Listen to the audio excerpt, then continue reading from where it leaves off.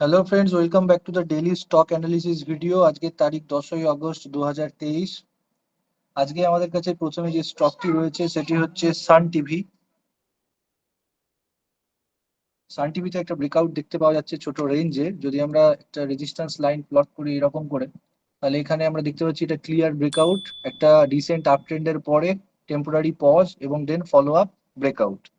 ওকে, এবার রিসেন্টলি একটা হাই তৈরি করেছিল যেটা ছিল 554 টাকা 70 পয়সা।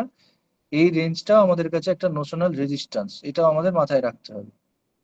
ওকে, তাহলে আজকের ব্রেকআউটটা ভ্যালিডেশন কখন হবে? আজকের হাই এবং পূর্ববর্তী যে আপার শ্যাডো এই ক্যান্ডেলটার, এই পার্টিকুলার ক্যান্ডেলটার 28শে জুলাই 2023-এর যে হাই, তার উপরে যদি স্টকটি ক্লোজিং দিতে সমর্থ হয়, মোটামুটি এই স্টপ লসটা ধরে, এই লেভেলটাকে স্টপ লস ধরে, নিয়ারেস্ট সুইংকে স্টপ লস ধরে আমরা একটা ট্রেড প্ল্যান করতে পারি। ওকে, এবার আরেকটু যদি এখান থেকে আমরা লার্জার পার্সপেক্টিভে দেখি এবং উইকলি টাইম ফ্রেমে যদি আমরা চলে যাই এরকম, তাহলে এখানে আরো একটা জিনিস দেখার রয়েছে যে উইকলি ট্রেন্ড লাইনেরও একটা ব্রেকআউট ঘটেছে এইরকম করে। ওকে, কিন্তু সমস্যা হলো এখানকার যখন ভ্যালিডেশনটা পাবো আমরা, মানে আজকের ক্যান্ডেলের যখন আমরা ভ্যালিডেশনটা পাবো, তখন কিন্তু সরি, এই যে ডেইলি টাইম ফ্রেমে আজকের ক্যান্ডেলের যখন ভ্যালিডেশন পাবো, তখন উইকলি টাইম ফ্রেমে হতে পারে এটা উইকলি রেজিস্ট্যান্সের কাছে আমাদের ক্লোজিং দিচ্ছে এইরকম। This is our weekly resistance zone also. আর একটু যদি লম্বা করে দিই, তাহলে এইটা টোটালটাই আমাদের উইকলি রেজিস্ট্যান্স জোন। ওকে, তাহলে এইটা আমাদের কিন্তু মাথায় রাখতে হবে। তো এই ছোট ছোট জিনিসগুলো অবশ্যই আমরা প্রত্যেকটা ভিডিওতে একই কথা বলি, যে অবশ্যই এই ছোট ছোট জিনিসগুলো আমাদের মাথায় রাখতে হবে, এবং এই ছোট রিস্কটা আমাদের ট্রেডার হিসেবে বা ইনভেস্টর হিসেবে কিন্তু এই ছোট রিস্কটা আমাদের নিতেই হয়। না তো অনেক ক্ষেত্রে দেখা যায় যে ম্যাক্সিমাম ট্রেডই আমাদের স্কিপ করতে হবে। ওকে, তো এটা সবকিছু জেনে আমরা কাজটা করব। এখানে হতে পারে যে এখানে আমাদের কনফার্মেশন নিল, তারপরে ফার্দার ফলো আপ ব্রেকআউট দিল। ওকে, তো সেটা হতেই পারে, তো এটা আমাদের মাথায় রেখে কাজটা করতে হবে। ওকে, আমাদের নেক্সট স্টক হচ্ছে পেজ ইন্ডাস্ট্রিজ।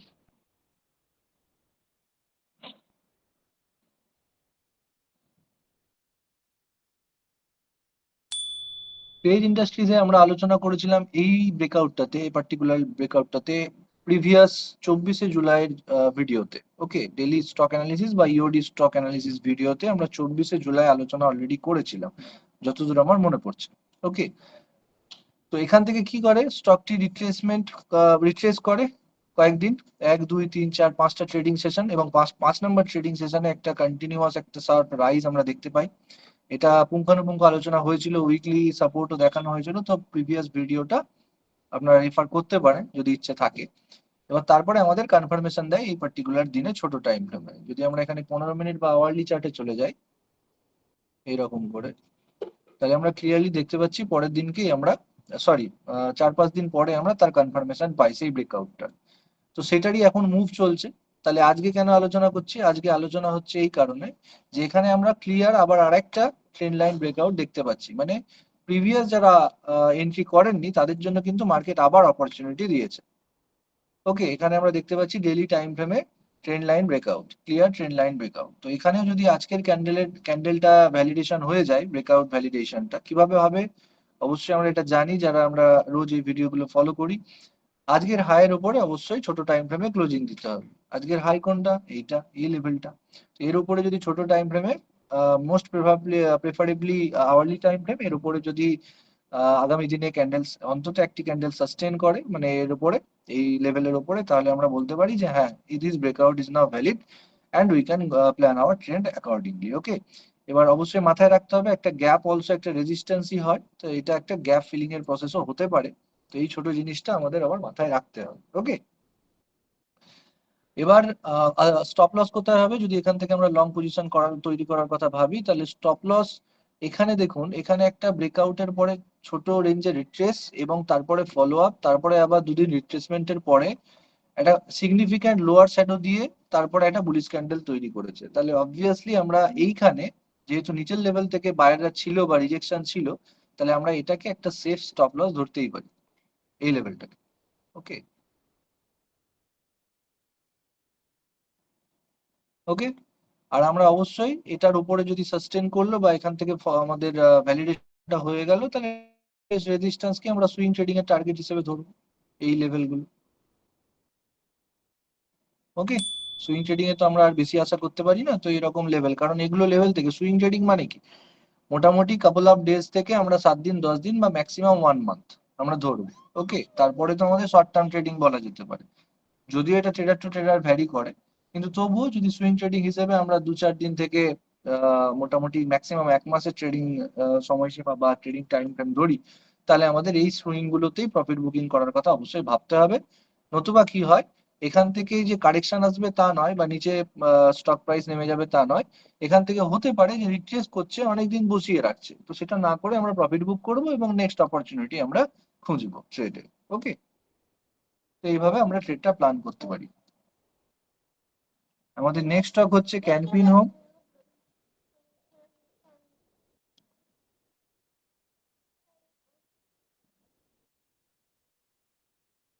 আচ্ছা ক্যানফিন হোমে এখানে আমরা ক্লিয়ার একটা জিনিস দেখতে পাচ্ছি, ক্যানফিন হোমে আমরা যে জিনিসটা দেখতে পাচ্ছি সেটা হচ্ছে, এখান থেকে যদি আমরা একটা ট্রেন লাইন টানি এরকম করে, এই, তাহলে ক্লিয়ার ট্রেন লাইন ব্রেকডাউন ছিল। ওকে এবার এখান থেকে একটা সাপোর্ট নেওয়ার চেষ্টা করছে এই জায়গাটাতে। এবার এখানে কি কোনো প্রিভিয়াস সাপোর্ট ছিল? হ্যাঁ অবশ্যই ছিল। এখান থেকে যদি আমরা একটা রেজিস্ট্যান্স লাইন প্লট করি বা রেজিস্ট্যান্স জোন প্লট করি এরকম করে, এইটা, তাহলে this was our previous resistance, এবং রেজিস্ট্যান্স ব্রেকআউট হওয়ার পরে আমরা জানি চেঞ্জ অফ পোলারিটি রুল অনুযায়ী যে এটাই আমাদের সাপোর্ট হিসেবে অ্যাক্ট করে, তাহলে ওই রকমই সাপোর্ট অ্যাক্ট করার চেষ্টা করছে। এবং এটা একটা প্রিভিয়াস কনসলিডেশন, ছোট রেঞ্জের কনসলিডেশন জোনও ছিল, তো সেই সাপোর্ট, সেইটাও একটা সাপোর্ট হিসেবে কাজ করে, তো সেই রকম সেই জোনটাও আমরা সাপোর্ট হিসেবে কনসিডার করতে পারি। এবার এখানে কি করছে, ডেইলি টাইম ফ্রেমে যারা এখন সবেমাত্র চার্ট দেখা বা প্র্যাকটিস করা শুরু করেছেন, তাদের জন্য একটু ডেইলি টাইম ফ্রেমে এটা আইডেন্টিফাই করা একটু কঠিন হবে, কিন্তু এখানে যারা দীর্ঘদিন ধরে চার্ট দেখছেন তারা ক্লিয়ারলি দেখতে পাবেন, এখান থেকে যদি আমরা একটা ট্রেন লাইন টানি এরকম করে।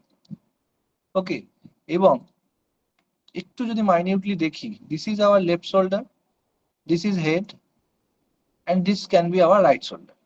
ওকে এবার যদি আমরা একটু ছোট টাইম ফ্রেমে চলে যাই, মোস্ট প্রেফারেবলি আওয়ারলি টাইম ফ্রেমে, তাহলে এখানে গিয়ে আমরা দেখতে পাবো যে হ্যাঁ এখানে একটা head head and shoulder bottom type, মানে reverse head and shoulder type আমাদের তৈরি করার চেষ্টা করছে।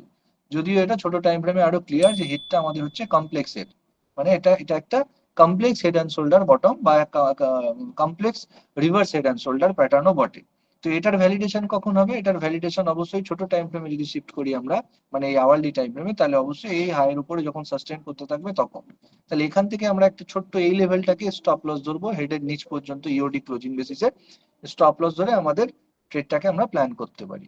ওকে তো ক্যানফিন হোম আপাতত বুলিশ লাগছে, এবং এই ট্রেন্ড লাইনটা ব্রেকডাউন হয়ে গিয়েছিল, প্রিভিয়াস সাপোর্ট থেকে সাপোর্ট নিচ্ছে, এবং এই প্রিভিয়াস যে ট্রেন্ড সেটাকে এবার, এটা এই সরি একটা জিনিস বলতে ভুলে গিয়েছি, যে এইখানে এই ট্রেন্ড লাইনটা প্লট করার মানে কি, এই ট্রেন্ড লাইনটা প্লট করার মানে এটাই যে অনেকেই রিটেল ট্রেডার থাকেন যারা কি এরকম ট্রেন্ড লাইন ব্রেকআউট দেখে তাদের পজিশনকে স্কোয়ার অফ করে দেন। তো সেই কাজটা হয়ে গেছে, মার্কেট লিকুইডিটি হয়তো চাইছিল, মার্কেটের লিকুইডিটি হয়তো চলে এসেছে, প্রিভিয়াস সাপোর্ট জোন থেকে এই ঘটনাটা ঘটছে। তাহলে আমরা অবশ্যই আজকের হাইয়ের উপরে যদি সাস্টেন করে প্রাইস, তাহলে আমাদের ট্রেড প্ল্যান করতে পারি এই এই লেভেলটাকে আমরা সেক্ষেত্রে স্টপ লস ধরে চলবো। ওকে আমাদের নেক্সট স্টক হচ্ছে এইচডিএফসি এএমসি। আমাদের ফেসবুক গ্রুপের যারা মেম্বার এবং আমরা ফ্রি মিট গুলো যে করি বা আগে করতাম, এখনো বন্ধ আছে টেম্পোরারিলি, তো সেখানে আমরা বারবার আলোচনা করেছিলাম যে এইচডিএফসি এএমসি কিন্তু একটা হাইয়েস্ট পোটেনশিয়াল অফ রিটার্ন মানে দিতে পারে। তো সেই রকম অলরেডি সেগুলো তখন এগুলো লেভেলে চলছিল, এই ক্যান্ডেলটারও বিশেষত্ব আমরা বলেছিলাম, সেগুলো আলোচনা করেছিলাম। তো এখনকার ডেটে দেখা যাচ্ছে যে একটা ডিসেন্ট আপ ট্রেন্ডের পরে আবার এখানে একটা রেঞ্জ ব্রেকআউট। ওকে এইরকম এবার রেঞ্জ ব্রেকআউট তো হয়েছে, কিন্তু এখানে আবার প্রিভিয়াস রেজিস্ট্যান্সেই আমাদের ক্লোজিংটা দিয়েছে। প্রিভিয়াস রেজিস্ট্যান্স কেন, কারণ দিস ইজ আওয়ার জোন, এটা হচ্ছে জোন, এখনো কিন্তু এই জায়গাটা থেকে এখনো বেরিয়ে যেতে পারেনি, এই জায়গাটা থেকে এখনো বেরিয়ে যেতে পারেনি। ওকে তো এখানে আবার সেম কথা যে এখানে এইটুকু রিস্ক আমাদের নেওয়া যেতে পারে যারা একটু রিস্কি ট্রেডার বা যারা অতটাও কনজারভেটিভ ট্রেডার নন তারা। ওকে, এবার সেক্ষেত্রে কিন্তু আমাদের স্টপ লস মেনটেন করতে হবে এই জোনটাতে। ওকে, ওকে, তাহলে আমরা এই জোনটাকে স্টপ লস ধরে চলতে পারি। এবং আজকের ক্যান্ডেলটা যদি ভ্যালিডেশনের কথা বলা হয়, অবশ্যই আজকের হাইয়ের উপরে আমাদের এই ট্রেডটা ভ্যালিড হবে। এবার লং টার্মের কোনো রেজিস্ট্যান্স এই জোনটাতে এইখানটাতে রয়েছে কিনা সেটা আমাদের একটু চেক করে নেওয়া উচিত। তো এখানে যদি আমরা উইকলি টাইম ফ্রেমে শিফট করি তাহলে ক্লিয়ারলি দেখতে পাচ্ছি এগুলো আগেকার ড্র করা, এগুলোকে ইগনোর করুন।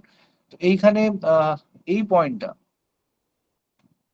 এই পয়েন্টটা কিন্তু আমাদের একটা রেজিস্ট্যান্স হিসাবে, নোশনাল রেজিস্ট্যান্স হিসাবে অ্যাক্ট করতে পারে। এটার জন্য আমরা রেডি থাকবো। আর টিল দেন চিন্তার কোনো বিষয় নেই এখানে। তো আপাতত এইচডিএফসি এমসি কে বুলিশই লাগছে।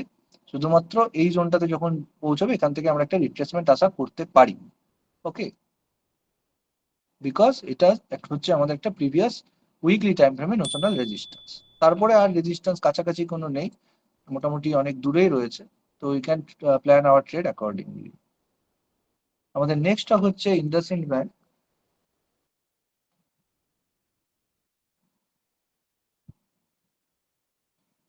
ইন্ডাসইন্ড ব্যাংক একটা ক্লিয়ার আপ ট্রেন্ডের পরে আমরা দেখতে পাচ্ছি এখানে একটা ছোট রেঞ্জের আবার ব্রেকআউট হয়েছে এরকম করে। ওকে, এখানে ব্রেকআউটটা দেখতে পাচ্ছি, প্রিভিয়াস রেজিস্ট্যান্স আমরা মার্ক করে দেবো। আবার এই জোনটা হচ্ছে আমাদের প্রিভিয়াস রেজিস্ট্যান্স অবভিয়াসলি। ওকে, আর তাছাড়া কোনো রেজিস্ট্যান্স আমাদের কাছাকাছি নেই। আমরা যদি এখানে এন্ট্রি নেওয়ার কথা ভাবি আজকের ক্যান্ডেলের ভ্যালিডেশনের পর, এবার এটাও মাথায় রাখতে হবে আজকের ক্যান্ডেলের ভ্যালিডেশন হওয়া মানে প্রিভিয়াস রেজিস্ট্যান্স ঢুকে যাচ্ছে। তো সেই নেকের মধ্যে আমরা এন্ট্রি করব না করব না এটা ট্রেডার টু ট্রেডার ভ্যারি করবে। কনজারভেটিভ এসএল হবে এক্ষেত্রে এই লেভেলটা। এবং যদি কোনো রিস্কি ট্রেডার হন তাহলে আমরা সেক্ষেত্রে কিন্তু এই জোনটাকে স্টপ লস ধরে চলতে পারি, এই লেভেলটা। কারণ এখানে একটা ডিপ তৈরি করেছিল। ওকে, রিট্রেসমেন্ট ছিল প্রপার একটা লোয়ার শ্যাডো যুক্ত ক্যান্ডেল ছিল, যেখানে বায়ারদের উপস্থিতি হয়তো দেখা যাচ্ছে। তো এখানেও আমরা স্টপ লস প্লেস করতে পারি। তবে সব থেকে সেফ হবে এই হাইয়ের উপরে, মানে এই নিয়ারেস্ট হাইয়ের উপরে আমাদের সাস্টেন করি। কিন্তু আবার ওই ট্রেডার টু ট্রেডার ভ্যারি করে যেহেতু আমাদের ট্রেড সেট আপ, ওই জন্য আমরা এখানেও এন্ট্রি করতে পারি ভ্যালিডেশনের আগে। ওকে, এগুলো বারবার একই কথা বলা হয়, শুধুমাত্র যে এই জিনিসগুলো আমাদের নর্মাল, এগুলো নিয়ে বেশি ভাবার দরকার নেই। ট্রেডটাকে সিম্পল যত রাখা যায় ততটাই বেটার। একদম পারফেক্ট ট্রেড আমরা খুব কমই পাবো, যেখানে আমরা নোশনাল রেজিস্ট্যান্স, প্রিভিয়াস কোনো রেজিস্ট্যান্স থাকবে না, শুধুমাত্র ওপেন স্কাই থাকবে। ওকে,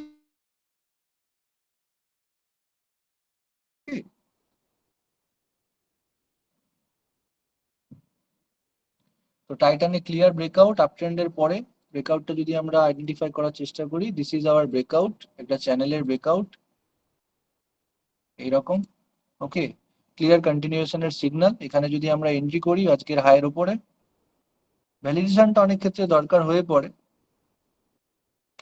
তাহলে আমাদের নিয়ারেস্ট সুইংটা থাকবে আপাতত সেফেস্ট এসএল। ওকে, এই লেভেলটাকে আমরা এসএল ধরে চলতে পারি। তো এখানে আর কিছু বলার নেই, কারণ স্টকটি অলরেডি আমাদের অল টাইম হাইয়ের কাছাকাছি চলছে। ওকে, তো এইভাবে করে আমরা সেট আপ রেডি করতে পারি আমাদের। সিম্পল সেট আপে কাজ করুন, প্রিভিয়াস অ্যানালিসিস গুলোও দেখুন।